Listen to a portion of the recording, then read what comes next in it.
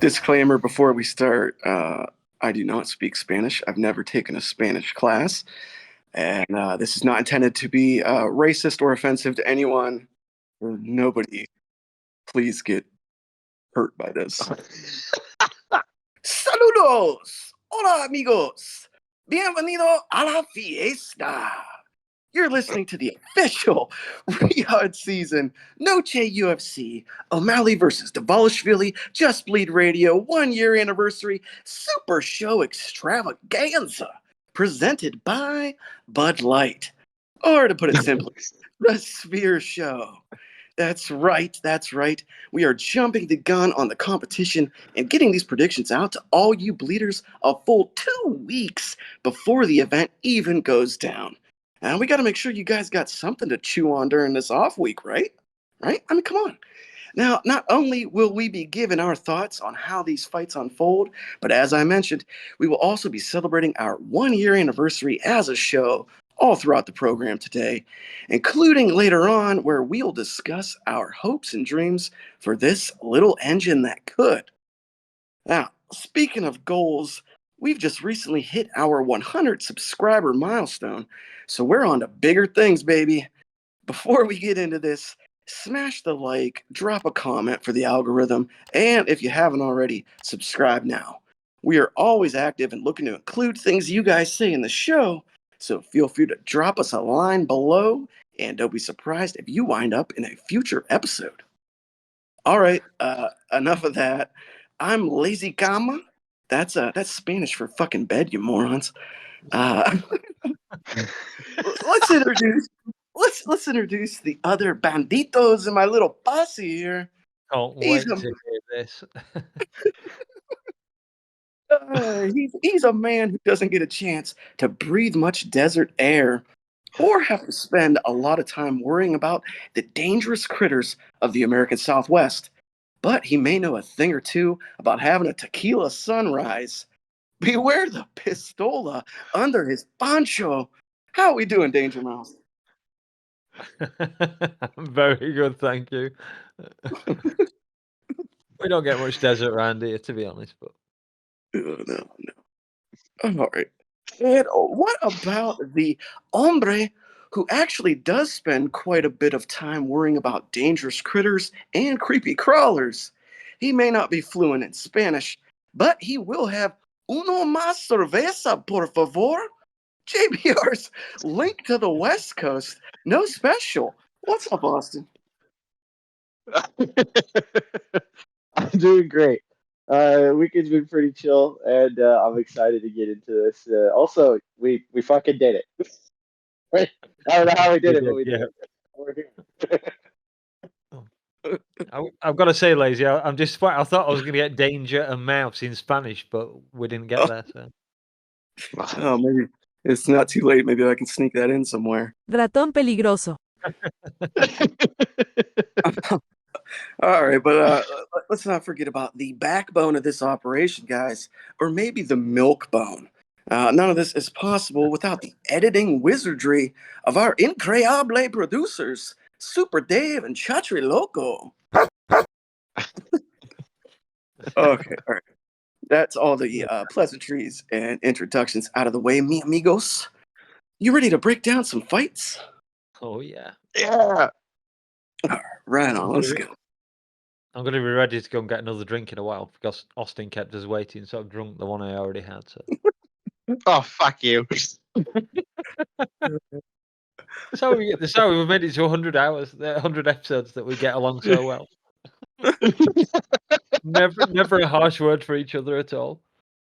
No. Fight numero uno on the main card, guys.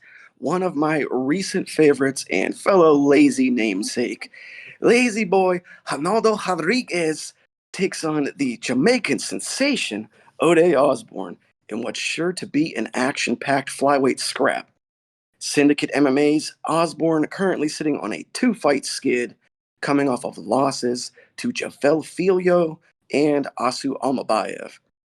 Rough overall UFC record of 4 wins against 5 losses for the 32-year-old Kingston, Jamaica native. Now, his opponent, 25-year-old Ronaldo Rodriguez, is riding a heater, entering the bout on a 6-fight win streak. Fighting out of Veracruz, Mexico, Rodriguez has not tasted defeat since his 2020 loss on the Contenders Series to Jerome Rivera. Who the fuck is that guy? And he is returning to action for the first time since defeating Dennis Bondar in a short notice debut back in February. Now, if anyone caught MK this past week, you likely heard Danny Segura mention Lazy Boy when being asked about this event, and he stated Rodriguez's star power in Mexico is just absolutely through the roof. I can see why Lazy Bees run the world, motherfucker. All right, I'll give my thoughts after you guys give yours. So let's start with DangerMouse, because I know he loves discussing fighters he's barely heard of. Give us your thoughts. Yeah, I have not done much research on these two, to be honest. I always judge a fighter kind of by whether they have a Wikipedia page or not, and Ronaldo Rodriguez does not have a wiki page. But I did look him up, and then I realised he is, of course, Lazy Bone. And I could be wrong, but I think I was the one who pointed him out to you because of the similarity in the names, and kind of put him on your radar. So yeah, Odie Osborne, what can you say? The guy's lost his last couple of fights, and as you said, Rodriguez is. What is it? What do you say? 5 or 6 fights in a row he's won. You think I'm going to bet against that guy? Not a chance. Yeah, this is 100% legally binding. Ronaldo Rodriguez, probably by KO, I'm guessing, but that's the best I can do. I'm not going to mess around on this one. Like you said, I don't know bugger all about these two really. So yeah, there we go. Nice and quick. I'll let Austin have a go, and then I can run away and get a drink. Yeah. All right. Well, no special. As a current reigning and multiple time MK Discord fight predictions champ, what do you think about it? Honestly, this seems like a fun fight because either O'Day's going to get ran over, or you're going to see an upset happen. And I doubt it's going to be a boring fight regardless. The interesting thing is, like, looking at Osborne's record, he wins off the Contender Series, right? And then gets submitted by Brian Kelleher, and then basically has a win, loss, pretty much like throughout the rest of his career, his UFC run lately.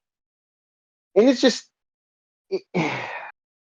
you want to root for the guy, but he just doesn't pull it off all the time. And if he does, it's usually against lesser competition. Like, we're talking like Contender Series guys, basically he's running over. And if he isn't, like, he's getting beat by guys who are not exactly Contender Series guys, but they're, you wouldn't call them contenders just yet. Some, Manuel Cape and whatnot. No, some of those guys.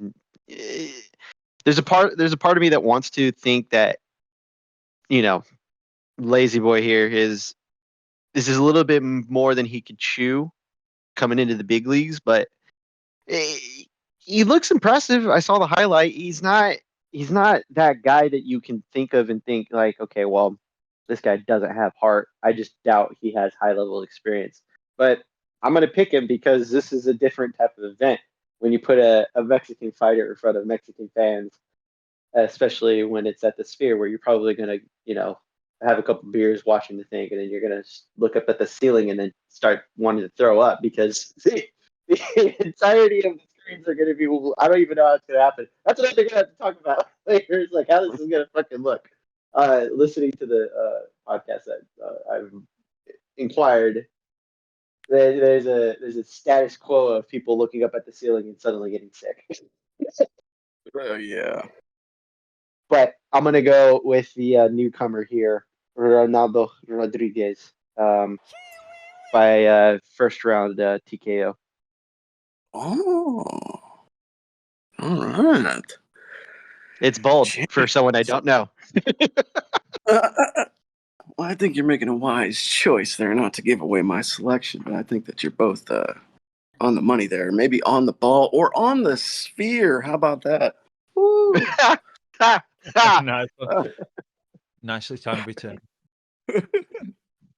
Oh, well, me up last here. This seems like a bit of a foregone conclusion for me. I think we all know who I'm going with, but nevertheless, let's take a look at this. Like you guys mentioned, or as I mentioned, Ode's been KO'd twice. He's been subbed 4 times. He's lost by decision once.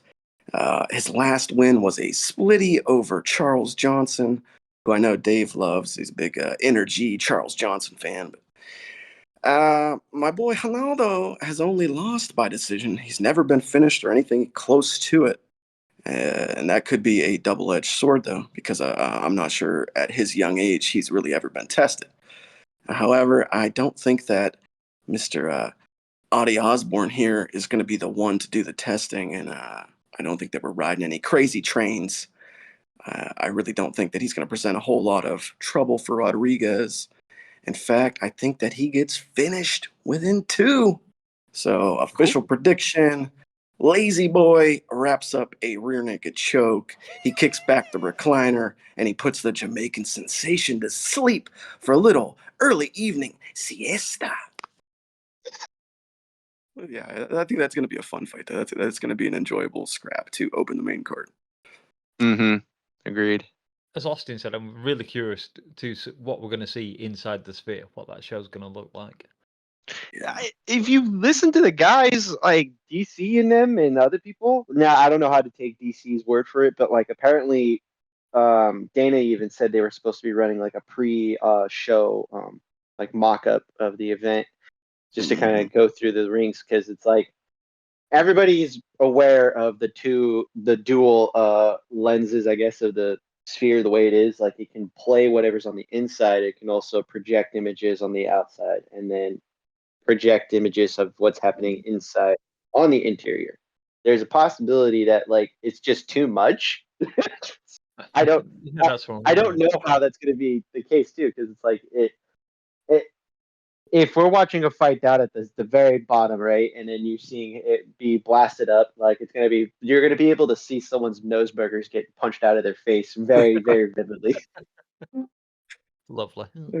Hopefully nobody walks out of there with a nosebleed or any kind of epileptic seizures or whatever the case might be. It just reminded me there was that LFA. Was it LFA? The nose breaking that one? Oh, yeah. Imagine that on the sphere screen. Ooh, jeez. Grabbing Kudos to that guy. Yeah, sorry. I'm distracting things. All right, guys, next fight. Let's salsa our way into the lightweight division for a 155-pound throwdown. Argentina's Esteban El Gringo Ribovics brings his 13-1 record to the cage to take on 15-1 Mexican-born Golden Boy Daniel Zellhuber. El Gringo comes into this fight 2-1 in the UFC, having suffered his only career loss to one of Austin's favorites, Loic Radzhabov. His opponent, the Golden Boy, is 3-1 in the Big Show, with his only career loss coming at the hands of Trey Ogden. Now, we got Mexico versus Argentina here, and that's always a fun rivalry no matter what sport you're in. So I think we're looking at a real firefight here. Are you guys leaning towards the 28-year-old Ribovics fighting out of Cordoba's Alpha team, or the 25-year-old Extreme Couture product, Daniel Zellhuber? Austin, give us your take on this lightweight affair. It's interesting because lightweight has never been inconsistent about having fun fights, and these guys are pretty up there as far as just wanting to see how their fights turn out. The interesting thing about that fight, I think these, if I'm not mistaken, they're both. I know Zellhuber identifies as like a kickboxer, more or less. I believe Ribovic is a kickboxer as well. I can't remember exactly, but this is a classic case of regional rivalries. If you know, you know. Argentina is not well liked in the Southern Hemisphere, and for reasons, but I'm not going to get into that. No, that's not what we do here. But it's going to Just be a wait. home court advantage for Daniel Zellhuber, because man, he is going to be at home in the Sphere, and there's not going to be a whole lot of cheering going on for Esteban. I'm going to say, although I think it's going to be a fairly competitive fight on the feet. The interesting part is whether or not one man gets desperate enough to take a takedown. I doubt it's going to be from Zellhuber, and I'm thinking, Ribovic, if he's capable, will look for the takedown, but he won't rely on it. He'll be like, it's a back pocket. If I'm losing at any point and he crashes into me, I'll take him down. But neither of these guys are wrestlers, so it's going to be interesting to see. Whoever wins this fight is going to need to pull out the wrestling, and that's going to be the difference maker. That's it. And I'm going to go with Zellhuber, because Zellhuber is going to be that guy that's going to be pushing the pressure, and he's going to be defending whatever offense comes back his way. I mean, not very well, but this is lightweight, so it's going to be fun regardless. All right, Mouse. What do you got on these couple of young studs? Oh yeah, well, this one's Austin's taught me some stuff already that I hadn't realized, because I'll be honest, I'd done zero research on Esteban Ribovic, so I didn't know he was from Argentina. So Argentina, hand of God, Falkland Islands. Do you really think I'm going to pick anyone but Daniel Zellhuber here? I hope he knocks his head off, and that's kind of jokey, but no, I'm Zellhuber's again is the one with an actual Wikipedia page. I don't know much about him, but I can see that he's got 50. I think is it 15 and 15 on 15-1. 15-1. Yeah, I mean that's a hell of a record. I know the other guy has got it as well, but I can't be English and pick anyone but Zellhuber. I'm Mexican in this fight. Let's fucking go. Please beat him. I hope by first round knockout. That would be fantastic. But apparently he's a wrestler, so that seems unlikely. That's according to Wiki. So yeah, no idea how it'll happen, but yeah, Zellhuber, go my son. I'll go with you. Yeah. I figured that you would end up going with him after my little intro there anyway, because like I said, he's an extreme couture guy, so he's training right alongside your boy Nixick. Yeah, that's the other thing as well. I hadn't realised, but yeah, obviously, big fan of Eric Nixick. Yes, he's basically got double home field advantage because he's got the Mexican themed crowd and people behind him, and he's right at home in Vegas where he's training at Extreme Couture. So a lot of pluses on his side. Oh man, I mean, this is a big one here. Like, we got two young guns, like I said, jockeying for position in a division that never sleeps. 155 is always active, it's always moving. Two dudes that really, at this point in their fighting lives, because of their records, like you were just mentioning, Danger, they still really don't know how to lose. Like they don't have that. Just it's not in their nature. Like, they think they're going to win. They go into every fight basically thinking they're going to win, and they're going to do everything in their power to do so. There's not a drop of Tony Ferguson in them. Yeah, exactly. Yeah. Never been there, don't know what that is. It ought to be interesting, but looking at some of the numbers for this one, like, man, this is just, it's going to be fucking good. Like, it's very evenly matched. Zellhuber has 10 career finishes, 7 KOs, 3 submissions. Ribovic has 12 career finishes, 7 KOs also, with 5 submissions. Zellhuber likely, though, has probably fought the stiffer competition. I did the math beforehand because I actually did do some scouting on this. Zellhuber's opponents have had a much higher win percentage than Ribovic's. But I think that the most intriguing part of this whole thing is going to be seeing how the reach battle plays out. El Gringo, not exactly a small fella at 5'10" with a 69-inch reach, but Golden Boy over there standing 6'1" with a 77-inch reach. So Ribovic getting inside of that range game is going to be a big-time key for him. I'm going to go with Daniel Zellhuber here, though, just like you guys. I think he's the more tested fighter. I think he's likely the better coached of the two.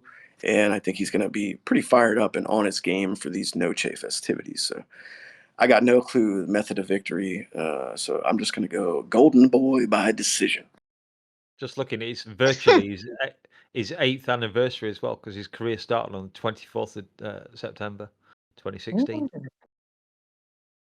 So, anniversary celebrations all around. Yeah, that way. Go myself. All right, guys, the Modelos keep coming, and so do the hits, because we're jumping right into the next fight of the night. The middle of the card. If this were a taco or a shawarma, this would be that juicy bite right in the center. Scrumptious. We got ourselves a little old school WWF hair versus hair match when 16-3 Brian Ortega attempts to make his return to featherweight to complete his previously scheduled bout against 25-6 Diego Lopez. If you remember back to 303, that was the event where Ortega and Lopez were intended to fight, but Brian's unprofessional ass pulled out at the very last minute, allowing Dan Ige to step in like a fucking superhero. Fast forward 2.5 months, and these two are slated to meet again. We're not going to get into the records or the backgrounds, etc., because we literally just did that in June. So I'm guessing that this breakdown will be relatively short on all of our parts. Let's go to you first, DangerMouse. Who do you got winning this? This one's actually kind of a tough one. I know Austin hates Brian Ortega, so I'll leave that all to him. But yeah, obviously he's had the couple of losses recently, where, as you've just been talking about, Lopez doesn't seem to really know how to lose. Very recently, at any rate, Evloev was his last one, which obviously was a tough fight. Again, had a tough fight versus Dan Ige, but he did manage the unanimous. My mouth's not working today. Unanimous decision there. I think he's got youth on his side. I think he's got a touch of momentum as well. I think the crowd is obviously the crowds are going to be behind him. Ortega isn't Mexican, is he? We haven't got a Mexican versus Mexican fight. He is, but he's American. But at the same time, Lopez is Brazilian but lives in Mexico, I think. So it's kind of a weird mix. Just to complicate things. Yeah. And expose me as the casual that I am. Yeah, I did zero research today. I've been fucking about editing, so I apologise. Hopefully, you'll get to see that very shortly next week. Oh yeah, at least Lopez fights out of Mexico, doesn't he? Whereas Ortega probably hooked up in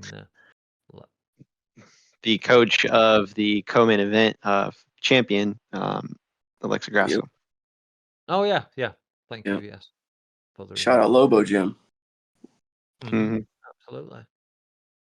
As you can tell, I have a ton of material planned for this show. Kind of just waffling a bit. Yeah, I think I'm just going to go with the hair. I'm going to go with Diego Lopez de Silva. We've heard so much about him on this particular show, talking about amongst us with the, I shall call her our favourite Canadian that's no longer with us. Not that she's dead, that she doesn't appear on the show. I don't think Jesus Christ. really wants her name mentioned. Sorry, I'm waffling a bit here. Boo this man! Boo! People don't. So yeah, big fan of hers as well. So yeah, Diego Lopez de Silva. That's it. No idea of the method, but yeah, let's go. The guy is experienced when it comes down to it. 31 fights. That's a lot of MMA fights.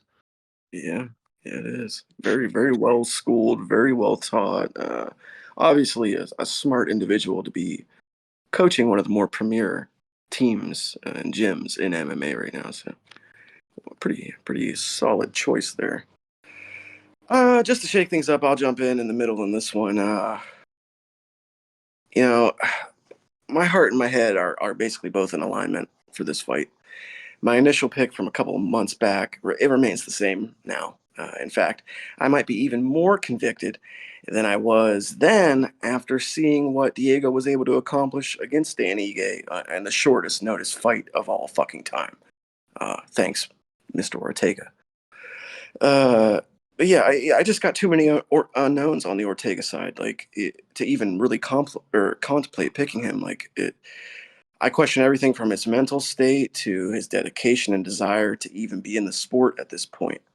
Now, if T City can make weight and the fight actually goes down, I think it'll be fun for however long it lasts.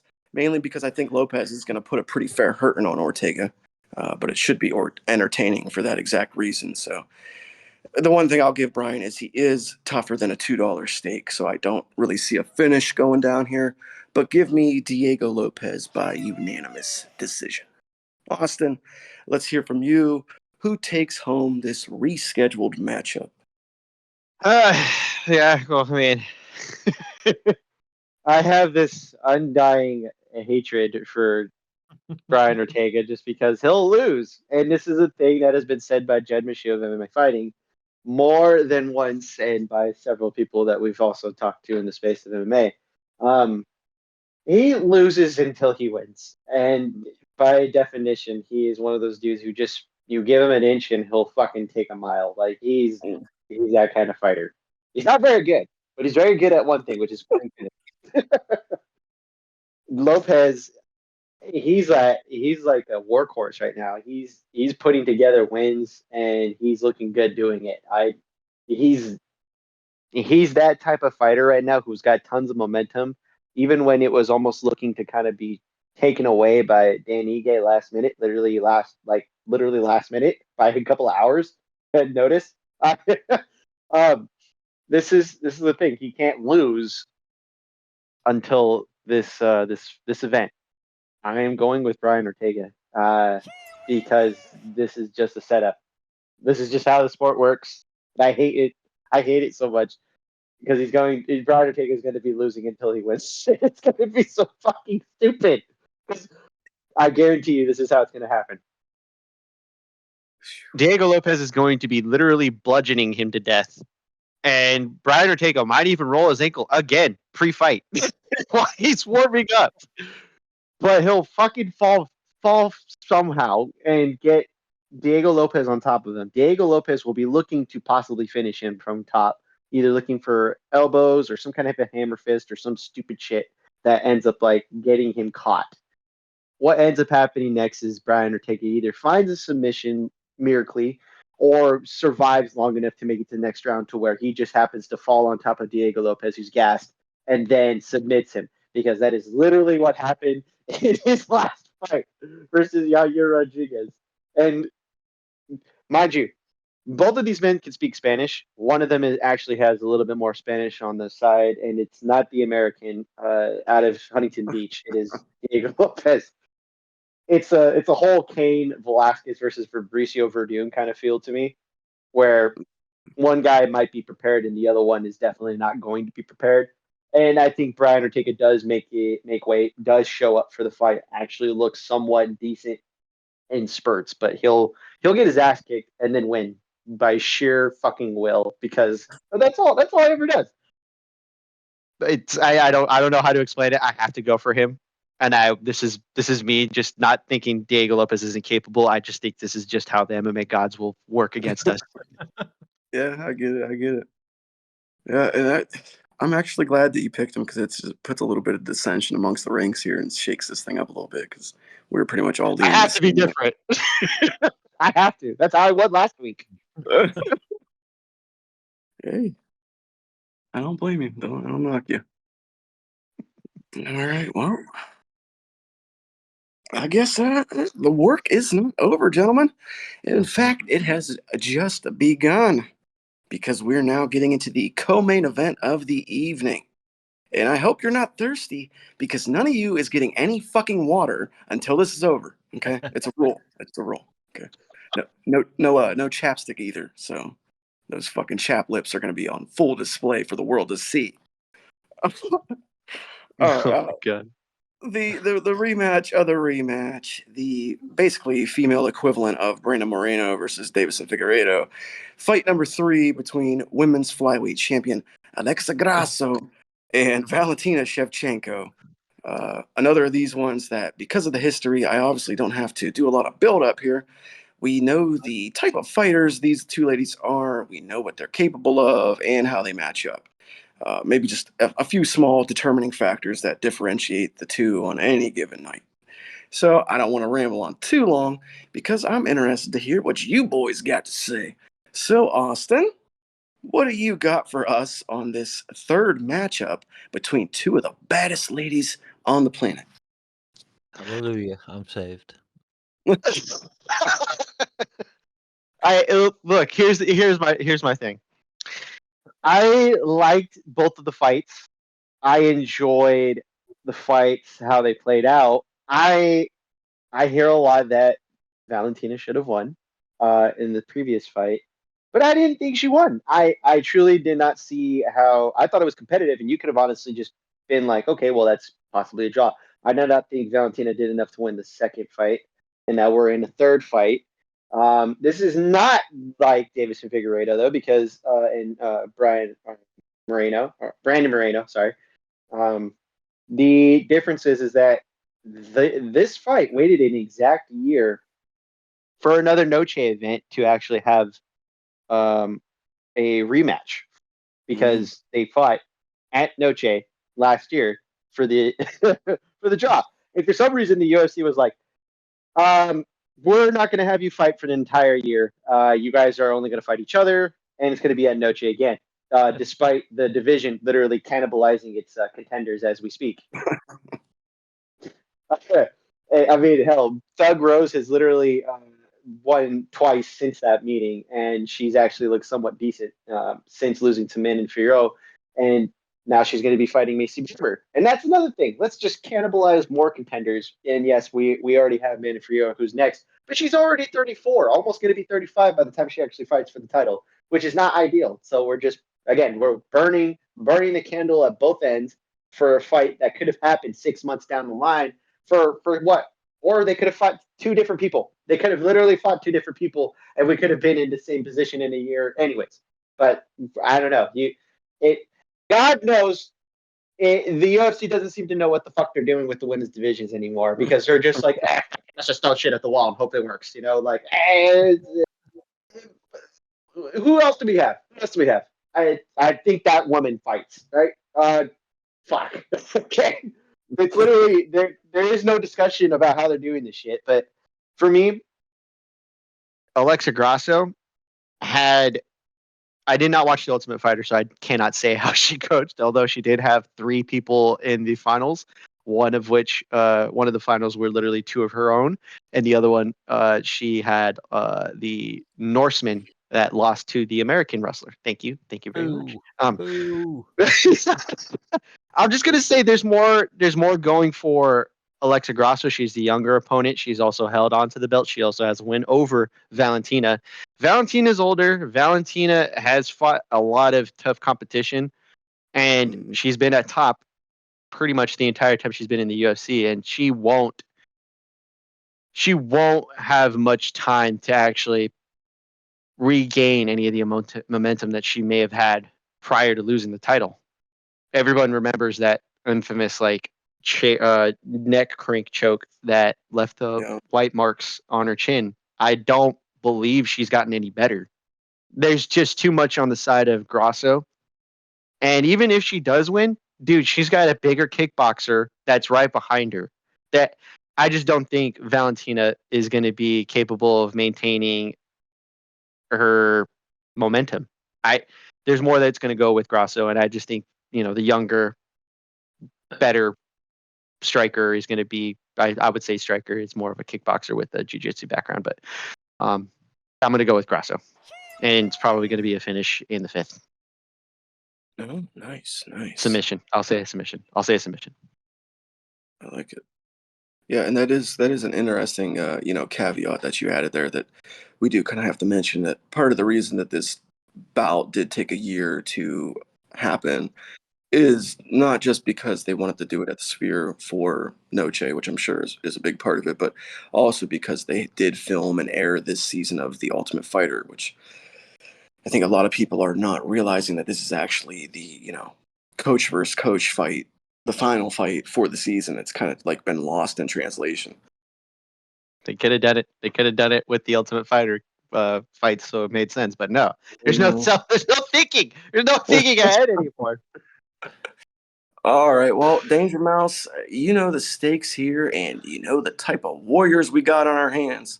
How's the count of casuals got this one playing out? Yeah, I mean, I can just claim here that Austin has said everything that I was going to say, but I won't.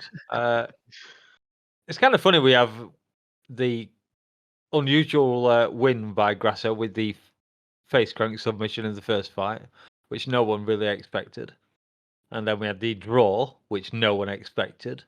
So should we now have a loss for Grasso that we don't expect? I really don't know.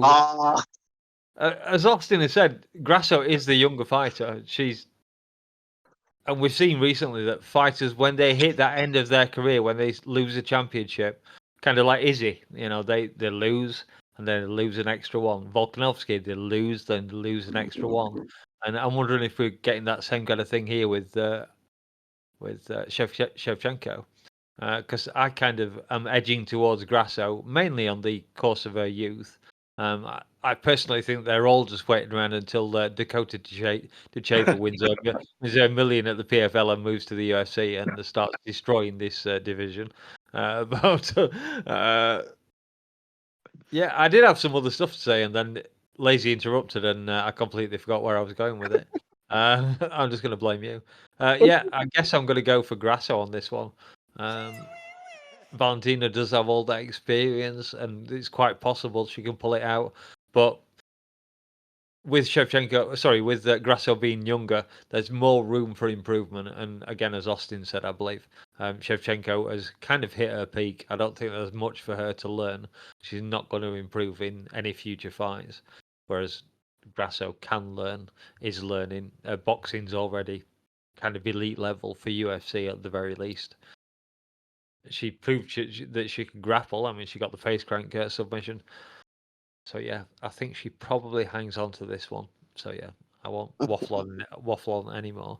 And if I have to remember what I was thinking of, I'll interrupt. But yeah, Grasso for me in this one. Well, one, sorry for interrupting and then making you forget your train of thought. That was my bad. And two, yeah, you guys are basically, hitting the nail on the head here, and you're echoing a lot of the same things I'm feeling. It's basically just that I think that Valentina has kind of finally got to the point in her career where she's reached that place where she's had so many fights and she's of a certain age that there's so much fucking film out there of her to study, and I think that's a real determining factor in this. But anyway, to really get into this, it does feel weird to break down fights we've already predicted twice. It's almost like triple branding a pay-per-view event. It just feels a little bit overdone. You know what I mean? Seems familiar.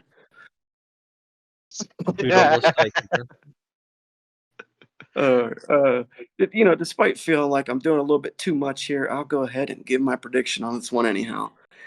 Look, here's the deal. I don't think Val really has it anymore. That's blunt, but that's how I feel.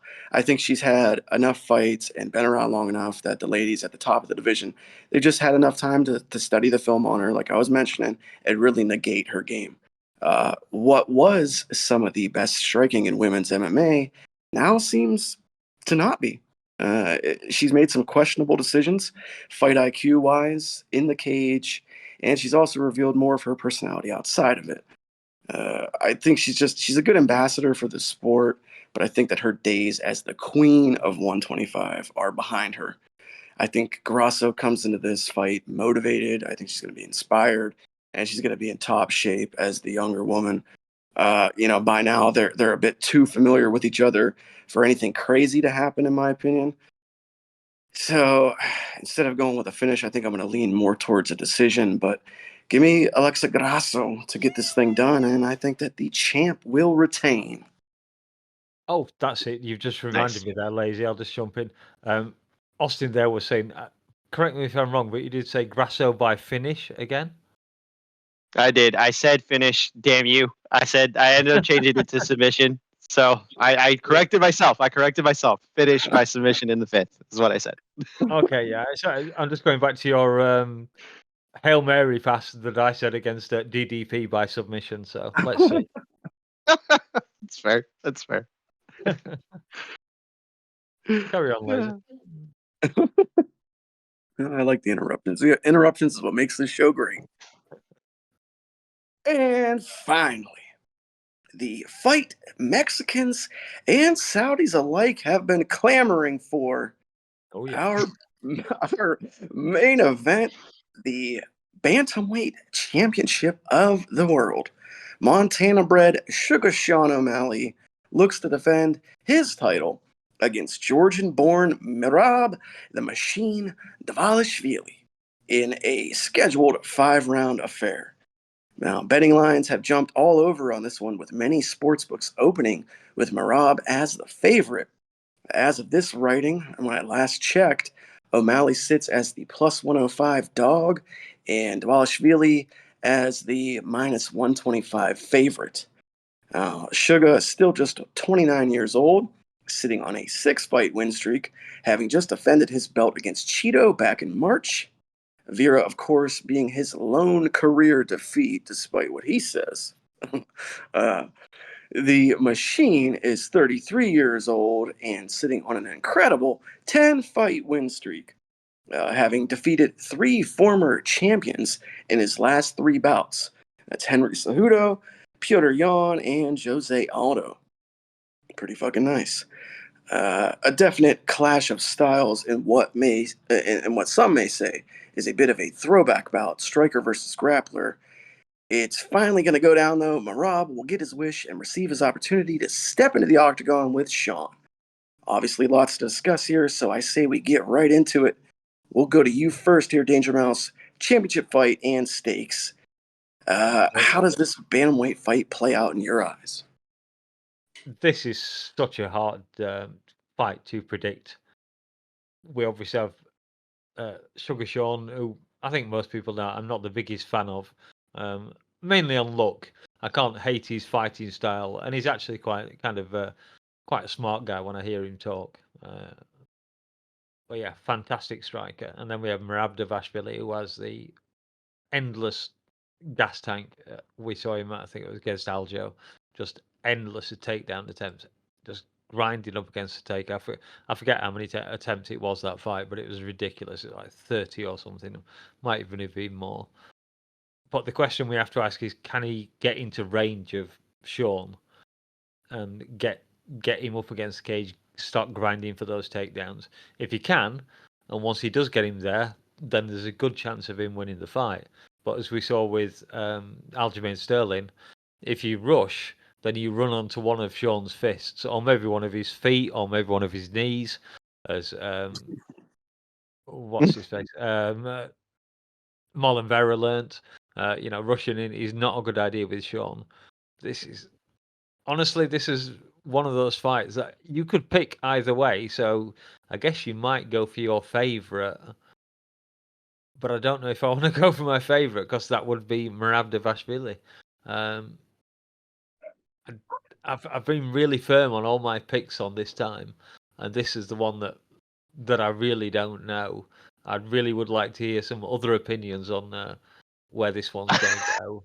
And I don't just mean Austin and Lazy's either. I mean, like, I would kind of like to hear what some of the better pickers have to say. I kind of wish Luke Thomas did picks on fights, because he'd be good at giving all the highlights. He wouldn't have to pick one. He could just say, this is this guy's strength. This is this guy's strength. Much like Dan Hardy does, who's another guy. I'd quite like to hear on this one, because he's good on main events. Forget him for anything else, but main events he's normally pretty good on. And he says that's the only one he cares about. So should I ask our resident champion, Austin? No special on this one. Will he pick the wrestler, or will he go with the striker? Because he has been favouring the wrestlers recently. Oh god damn. I don't know who I want to pick. I literally could just pick a coin and flip it in the air. I think I don't know how long I've been trying to vacillate on this one. Fuck it, I will go for Sugar Sean O'Malley, the guy I don't particularly like on this one. And I will go by a TKO. It won't be a proper KO. It will be if it is a KO, it will be an O'Malley KO, which much like the Aljamain Sterling one, which wasn't a proper one. And I hope he proves me wrong and gets a proper KO. But yeah, fuck it, yeah. O'Malley KO, TKO, Commitment, TKO, commitment. one of those two. Did you Well, happen to say a round? Did I say a round? 5-round fight. I will go middle. I'll go for.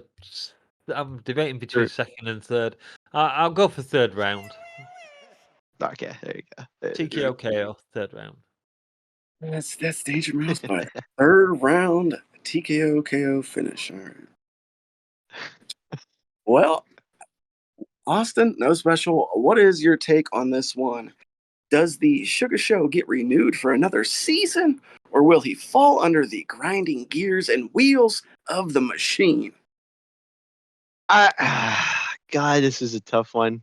And I don't even mean that. Like, this is one that's like, it's literally a flip of a coin because Marab has looked terrible in the first rounds of his fights sometimes, but that son of a bitch knows how to fucking just keep grinding and working, and he's that dude that just doesn't quit. He's like the little engine that could, except his engine is is a diesel V8, and it's not stopping anytime soon.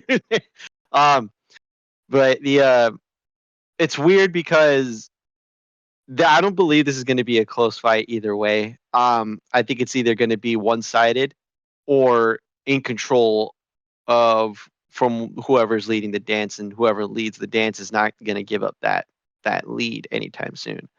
It's going to be either O'Malley knocks him out early and quickly, or Marab survives the first and then just continues to just put on this pressure that's relentless and just kind of keep having at it throughout 5 minutes and takes a decision from him. That's why I'm going to go with oh god damn it. I'm going to have to go with the wrestler. I'm going to have to go with the fuck you.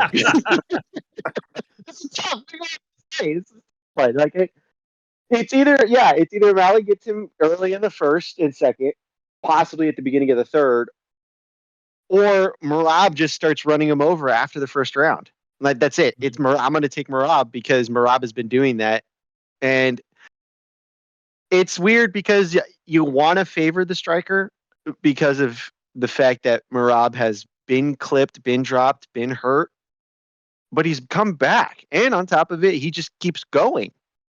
O'Malley literally had a punching bag in his last fight and couldn't put him away, and that punching bag only threw maybe a handful of strikes back. Yeah, and the then punching bag was pretty tough, though. To be fair, the punching bag literally doesn't throw anything. He had the entirety of 45 minutes to dance around him in a 30-foot cage and do whatever he wanted to him, because he literally did not get hit back like within 30 strikes of the entirety of the fight. And there most is of those were again leg the kicks. thing. There is again the thing with Sterling, who he fought with a broken rib allegedly. So, and Sterling couldn't get any wrestling going. He got picked off rushing it and trying to get in. And as you say, Yeah, because he tried to stand with him. He tried to stand in a minute of weakness where he decided to go, I can try to trap him, because he let me clean up against him against the cage. That gave him motivation. Okay, he's giving me momentum, or he's giving me opportunities in the grappling, and I'm not having to work super hard. Let's see if I can clip him. And then he realized that was a terrible mistake the minute he began throwing a punch, and O'Malley had already hit him. yeah, yeah. Well, let's hope Marab doesn't do that with his eye. Oh God, don't Finished by a don't cut eye. put Juju on this fight. I've got to, man. We're freaking against each other at the moment. If anyone's seen Kyle Bahalio's eye since the fucking fight against Cannonier, like, these guys are healing at a superhuman rate anymore. So I think Marab will be all right with that little nick he had, and that's not gonna be a problem. No, that was some Brazilian juju there to heal that cut that quickly. No. All right, let me get mine out of the way here. My thoughts on this is basically like a combination of the two of yours. I think, like DangerMouse said, that this is almost a coin flip. It's a We've all 50-50 said that. fight. Yeah, like it's basically a 50-50 fight, like you were mentioning, and the odds reflect that more or less. It's almost a pick 'em, for the sports books also. So, and then like Austin mentioned, I think that this fight either goes one of two ways. Either O'Malley catches Marab early and he puts him away with some sort of a shot like he did Aljo, or Marab's just gonna fucking maul him for the rest of the fight. Like it, So if if I could he, just interrupt there. So we've basically all agreed that either O'Malley wins this in the first 2 rounds, or Merab wins it by decision in yeah, 5 rounds. yep, I think so. Yeah. Yeah. For all right, let me just get into my spiel here. For a fight that many thought we may never see, it does feel damn good to be reaching this moment. That's the first thing I want to say. There's few guys as deserving and as eligible for a title shot as Merab. Dude's got utterly insane work ethic and drive. He's got the win streak. He deserves it. O'Malley, of course, is exactly the kind of guy that the UFC has been looking for some time. Although I'm sure they wish that he'd be a bit more active and have a higher activity level. Either way, MMA media has just about talked this one to death, so I'm going to try not to drone on too long.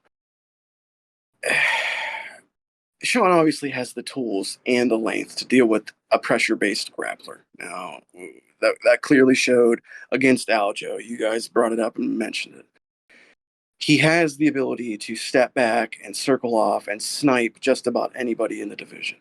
And Merab is certainly susceptible to something of that nature, or the knees and the teeps, etc., up the middle.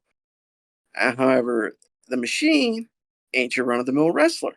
He brings a fucking pace and a nonstop push that most guys find impossible to deal with. That's how he gets his wins. He fucking crumbles dudes. He's a grinder. He's through and through, and his gas tank literally never fucking empties. So yeah, we've all said it, and I'm gonna say it one more time. I think it's pretty fucking clear. If this fight makes it out of the first, Sean's in real trouble, dude. Like he's got what amounts to one path to victory, and that's a knockout, which is possible.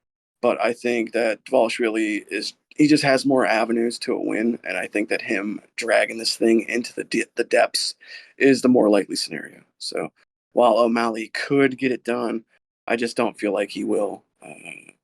Yeah, give me Merab in this one. And while Sean may have a few moments, I think it's more or less a drowning and a drubbing. Merab Dvalishvili and new Longo MMA. Let's fucking go. Oh, of course, yeah. I forgot about that.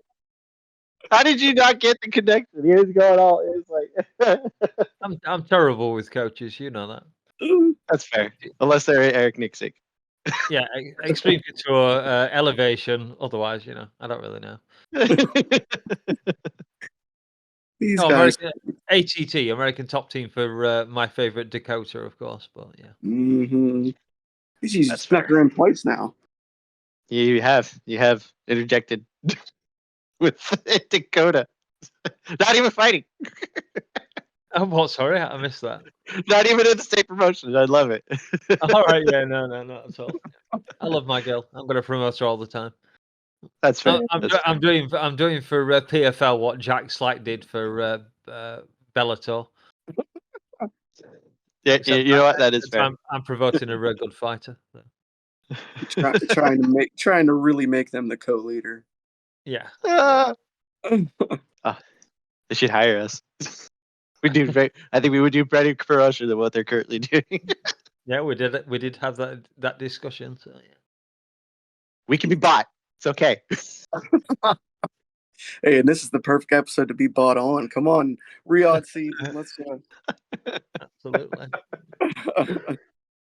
Well, speaking of Riyadh season, those are the predictions for Riyadh season Noche UFC. Well, hold on one second, guys, because we actually got something that is completely off topic and completely out of hand.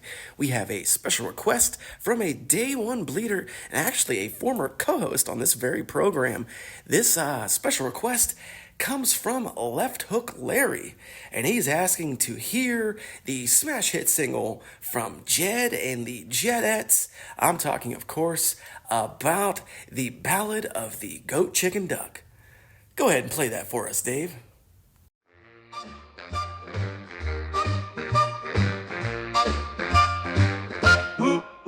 This here is the ballad of the goat chicken duck, who don't know what he is, so he quack by and pluck. He's got chicken heart, whoa, with goat legs and feet, but he sure look like a duck when he's on the retreat. The goat chicken duck, the one Johnny Jones, oh, with any luck, Tommy rumbles with bones. The chicken duck goat who forgot what he was, who dashed all our hopes like the duck chicken does. Oh, Johnny, ba, ba, quack, cluck, quack, Tommy, don't be a goat chicken duck. Whoa, Johnny, ba, ba, quack, cluck, please like Tommy, don't be a goat chicken duck.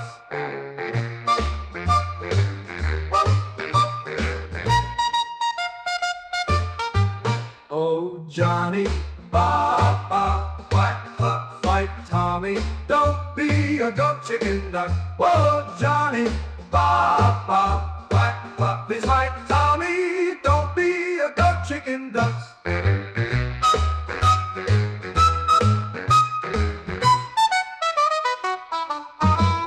Oh, Johnny, ba, ba, quack, cluck, fight Tommy, don't be a goat chicken duck. Oh, Johnny, bop, bop, quack, cluck, please fight Tommy, don't be a goat chicken duck.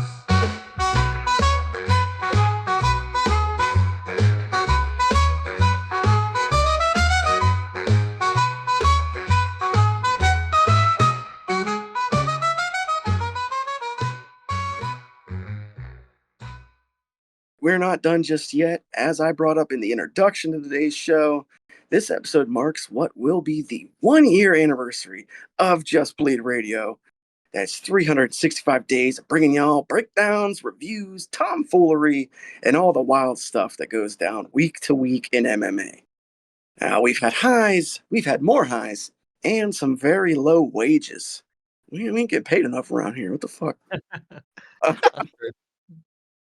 While we're on our stroll down memory lane, let's take a look back at the year that was for JBR. In year one, we put out a total of 53 standalone full-length videos, not including shorts or some of our features.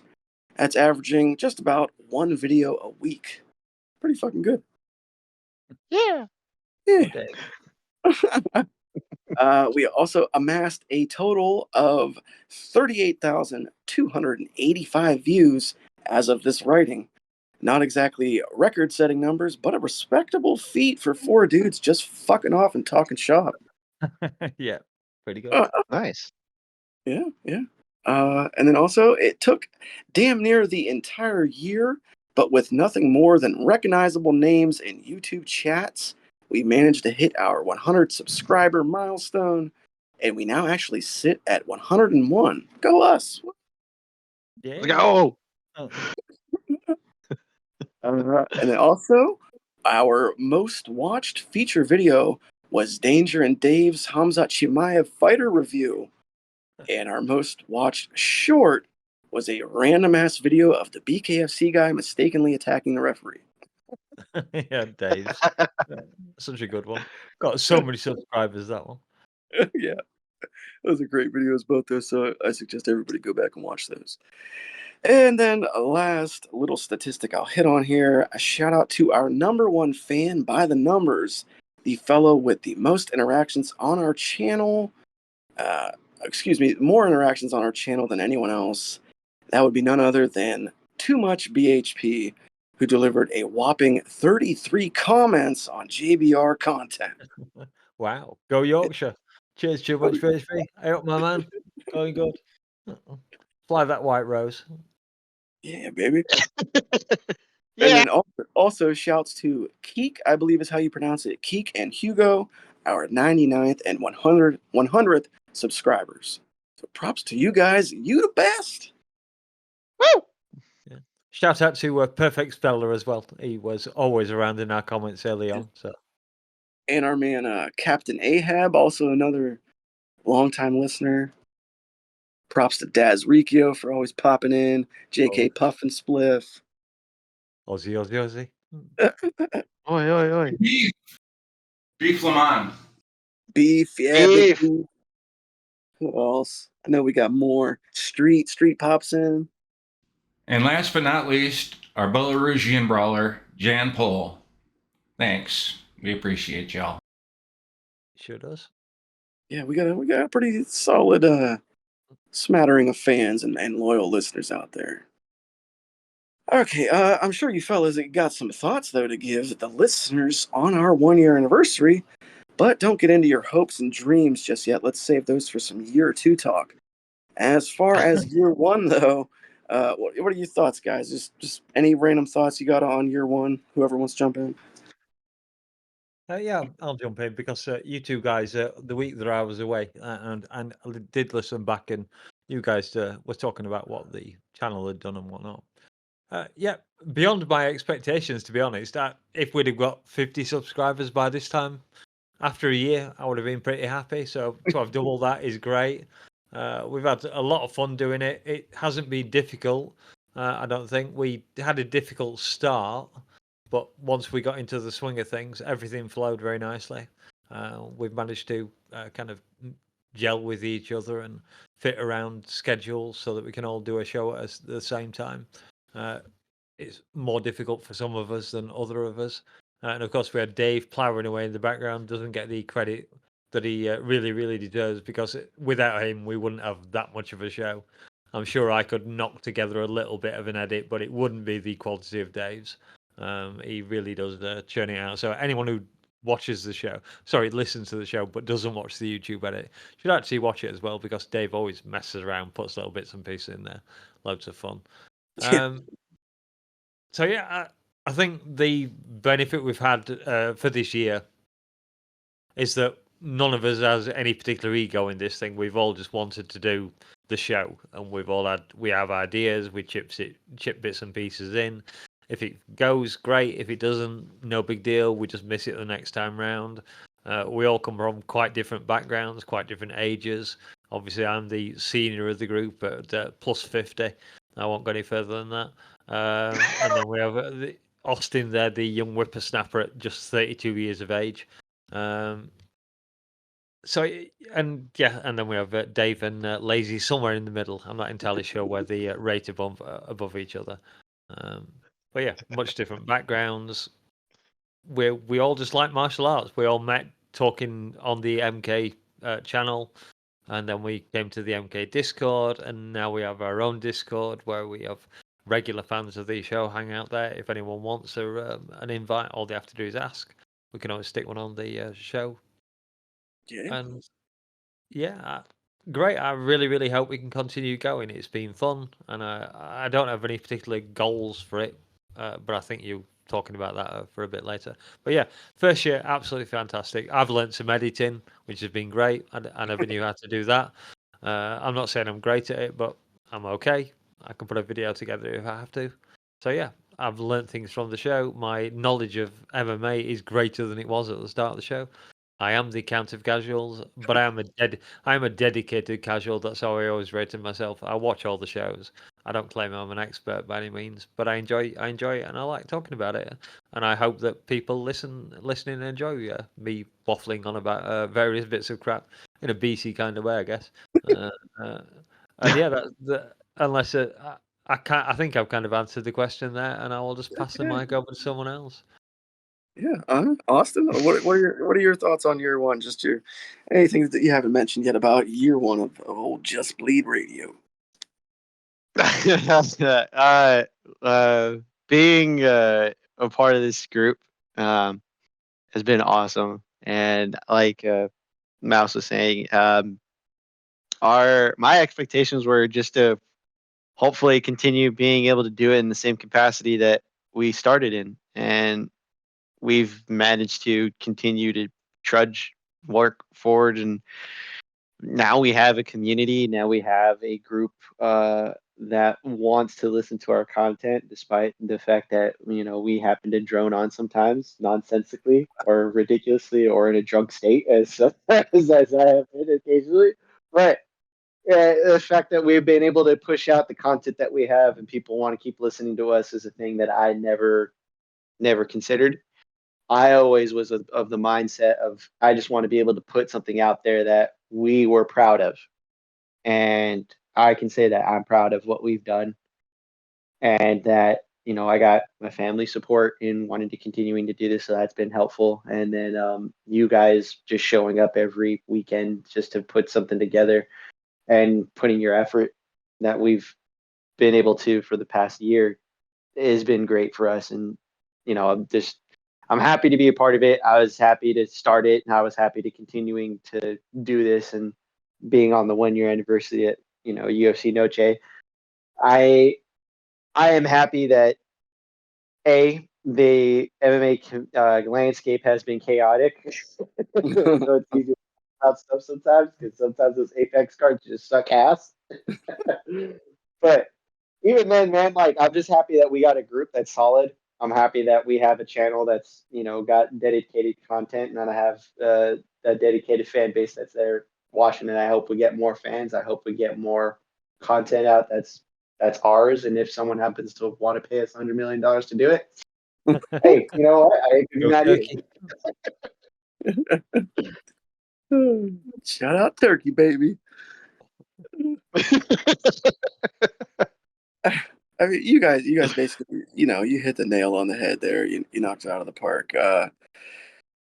And we did touch on this a couple of weeks ago. I almost forgot about that on the episode where Danger was absent. Oh, because he had his bean incident.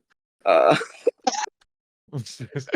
yeah, like I know when we first started this, I wasn't sure what to expect really. I didn't know if we'd last a week, let alone a year. But I did always want to be part of an MMA podcast like this. So it has definitely been very cool to do this week to week and have just a running record of our thoughts on all, because we watch so much of this shit, and it's so rapid fire week after week, and it's so much content to consume. It starts to get difficult to even recall all the shit you've watched. So to have a actual running tally and record of all the things we've seen has been pretty fucking cool. And then, of course, I gotta give a shout out to the sole reason that we even have this show, and that's because of Morning Combat YouTube chat. That is indeed, that's where Danger, Dave, and myself got to know each other first, and then the MK Discord became a bit of a catalyst to launch this pig here, and that's where I met Austin. So props to Luke and BC for the assist on getting us all together, because without those two donks, there would be no JBR. So kudos to them. And then, like you also said, DangerMouse, big props to Dave, because he's kind of the unsung hero in this whole thing, behind the scenes. But he's the guy that really puts this whole thing together and does all the important shit to actually put a show out here on YouTube for these 101 people to actually fucking listen to. So big shouts to Dave. And then last thing for me, shout out to all the listeners, the people that actually tune in week to week. By no means do we have a massive audience, but there's no shortage of MMA content out there to consume, as we know. So to have anyone at all watch our stuff is pretty fucking cool, including some fairly important folks in this industry. So shout out to the bleeders. Yeah, absolutely. Yeah. Yeah, come on, Dave. Speech. I'm sure you're still there. I haven't looked, but Speech. You guys are great. You're doing awesome. You're doing a lot better than you were when you first started.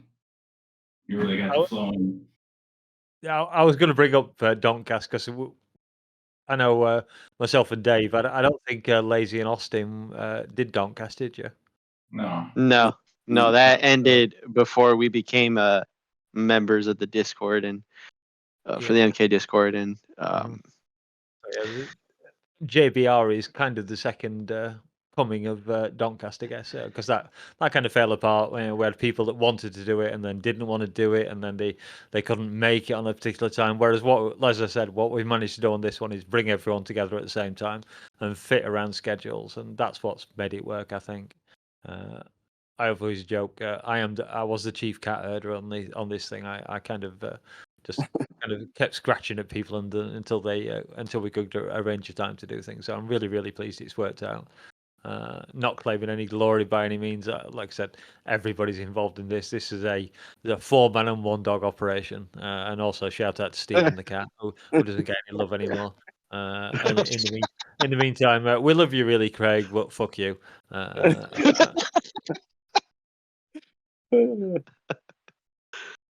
Oh shit. it has been a great year. I'm really, really pleased. Yeah. Yeah, just Yeah. here for the next year, and let's all cross our fingers and hope the old computer holds out for another 12 months, because it's like on the ragged edge the whole time, but it runs Yeah, well. cheers. Yeah, Hey, hope, cheers. hope if we're lucky, we'll get monetized and we can buy you a new one. That would be Yeah. great, yeah. First ever production. Yeah. This might not make it to the show, but bizarrely enough, the computer I'm on, a poke brain friend of mine, a pro, who lives over in Serbia. I had a really crappy computer, and the one I'm on now, he offered to pay half of it. So shout out Jazza32. You'll never hear this, but cheers, mate. Thank you, man. You're a good one. Ah. Oh, nice. It's just nice no longer being a peasant stuck using a mobile device. Oh, fuck you. Hey, I'm mobile only too. We're both bummed over. That's the real thing to thank for this whole show is we're all just washed enough to be fucking have nothing to do on Sundays and do this every week. That's true. Yes. Very true. It's a standard become my life on a Sunday now. If there isn't this show to do, I don't know what I'd do. Yeah. Just banging my head against the wall, wondering what I should be doing with my thoughts. Much like Too much yesterday evening MMA. with no fights. I was like, what am I supposed to do now? This sport has ruined us, guys. Oh, shit. I was like, just finding my spot here. All right, yeah, you guys ready to wrap this thing up? We got one last little segment. Yeah, let's Yeah. Okay. So that's our little look back at year one, and it's all well and good to pat ourselves on the back some, but how about a glance forward at the year ahead? This clown show has just started, and we got a lot of gas in the tank.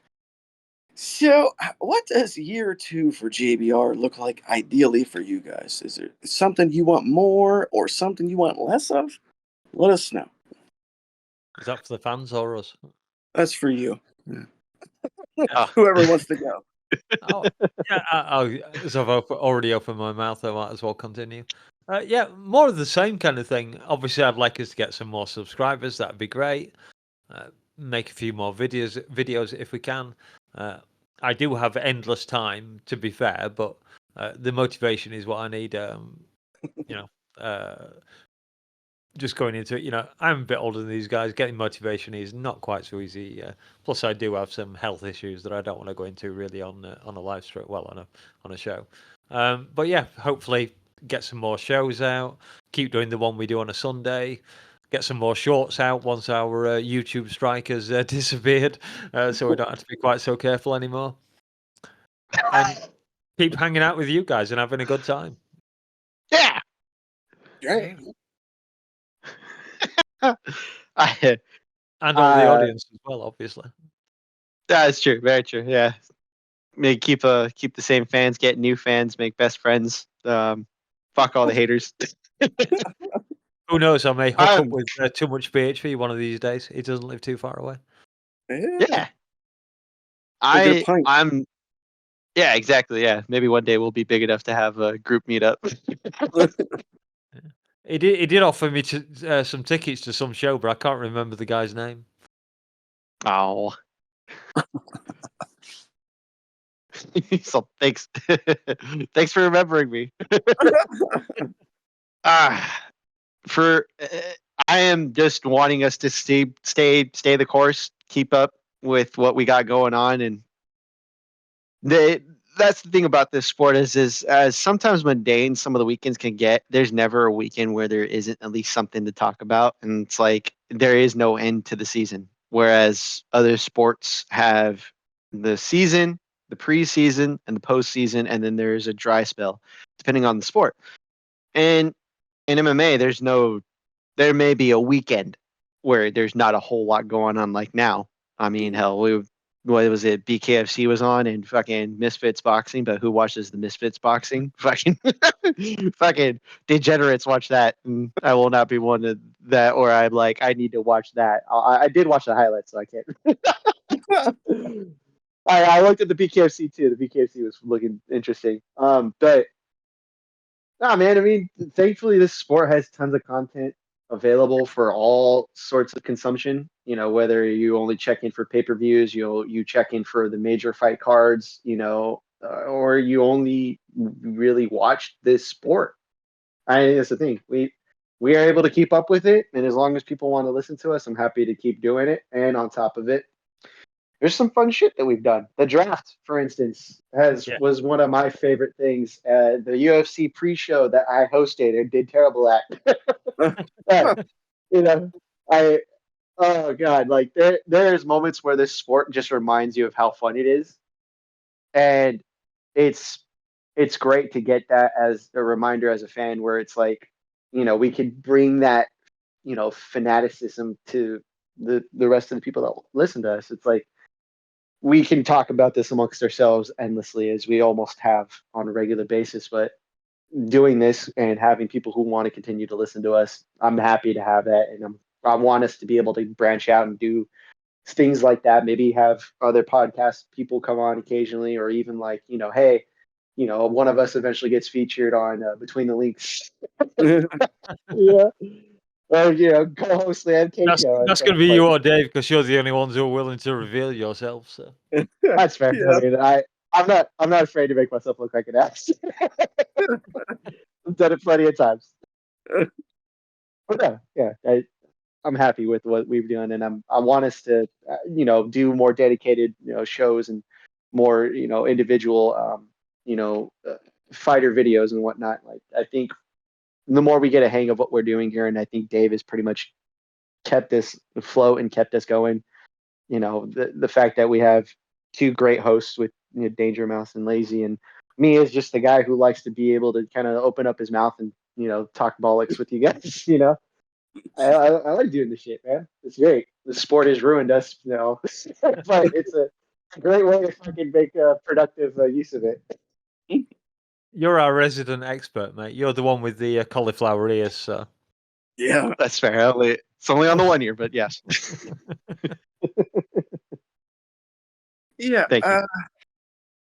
I mean, you guys, once again, you guys basically said it all, but I think that to more or less sum up this show, it's just really good for us to have this outlet, because, like you said, we would talk about this shit amongst ourselves, and we could talk about it endlessly. But to be able to actually put it down on a recording, and I think that's the coolest part, is having the ability to go back and hear our thoughts over, the last 52 weeks, and really just walk away with an idea of what the last year in MMA meant, because it gets kind of hard to gauge.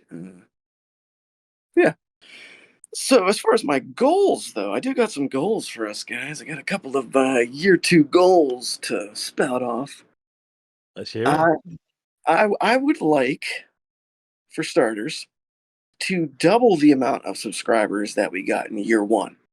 So instead of 100, I would like us to gain 200 this year, for a total of 300 subscribers at the end of this year. I think that's feasible. I think that's doable. So that's goal 1.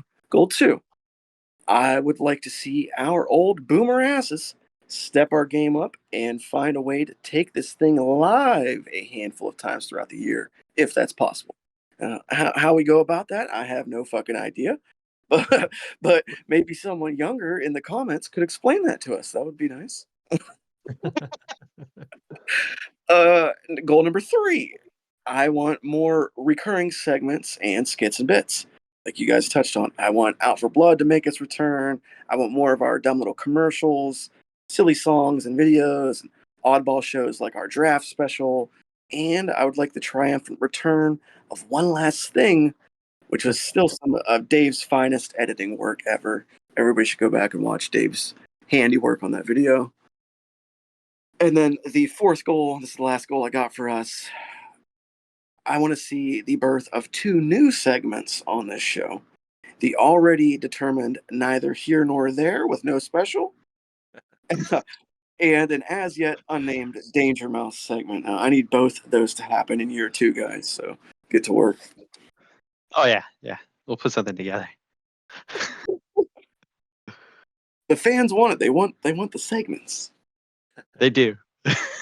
They do. We have to appease them. Suggestions are welcome. Yes. Okay, you guys got anything else? If not, we'll wrap this up.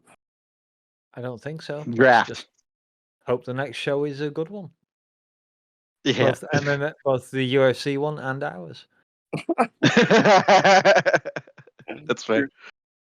I just want to know who's doing better in the draft. That's all. That I didn't get those numbers. Damn it. Yeah. We have been I'll running the what was it? The picks. Us 3 have been winning and being consistent. And I think that says something. Maybe for next year, when the new year starts, we'll have to start a section with all 4 of us doing our own picks. Yeah. Oh, you don't tease me. Don't you fucking tease me. Me, Lazy, Austin, and Shattery. We can all have a go. All right. All you heavy bleeders with abnormal flows, we've reached the end of this here UFC Noche JBR 1-year anniversary celebration. Like I mentioned, we came into this with little to no expectations, so I think I speak for all of us when I say we're blown away by all of your support and the minimal level of success that we've managed to achieve so far. We'll keep grinding, we'll keep hustling, and we'll keep pushing out the content around this sport that we all love so much.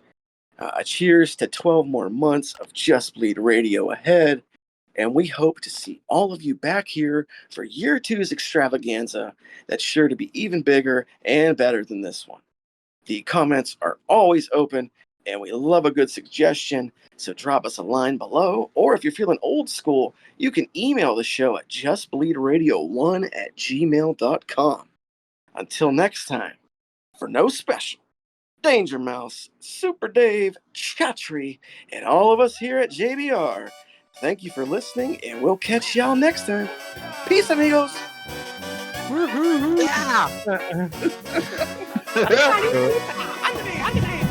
I was tempted to break into should old acquaintance be New Year song then? Should old acquaintance be Oh, the old lang sign. That sign. That is One person that can't rewire a garage door. Fuck you, Craig. I was just about to burst in and say fuck you, Craig, but for once Lazy has beaten me to it. Craig is the heart and soul of the show. Much like Craig is not cooperating. Craig never cooperates. He's a bastard.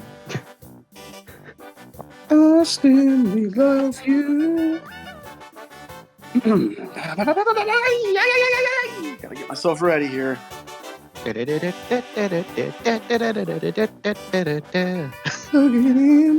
in. Welcome back, great leader.